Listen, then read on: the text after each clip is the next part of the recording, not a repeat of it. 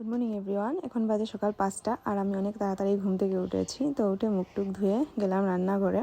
তো আমার হাজব্যান্ড যাবে স্কুলে আজকে 7টার সময়, ওর স্কুলে গুণ উৎসব আছে, তো ওর জন্য ব্রেকফাস্টটা রেডি করলাম।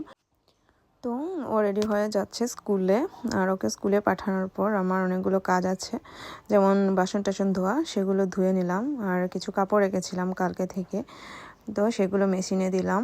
আর আমাদের বাসার সামনে প্রায় অনেকগুলো গরু আসে, আর আমি যেগুলো সবজির খোসা থাকে আগের দিনে, তো সেগুলো রেখে দিই, বা কলা টলা থাকলে সেগুলো রাখি আমি ওদের জন্য। তো আজকেও একটা আসলো, তো ওকে দিলাম খাওয়ার জন্য। আর এই যে এটা আমি ফ্লিপকার্ট থেকে এনেছি ওয়ার্ড্রোব একটা। তো এই যে আমার দেখো সোনাকে এখন ঘুম থেকে উঠাচ্ছি, আর ওর ঘুম এখনও ছাড়েনি। তো স্কুল থেকে আসার পর বললাম যে আমার জন্য একটু টিফিন রেডি করার জন্য। তো এই যে ও স্যান্ডউইচ বানালো আমার জন্য, তো খেতে হেভি টেস্টি হলো। তো ভিডিওটা আজকে এখানেই শেষ করছি। ভিডিওটা ভালো লাগলে অবশ্যই লাইক কমেন্ট সাবস্ক্রাইব করবে।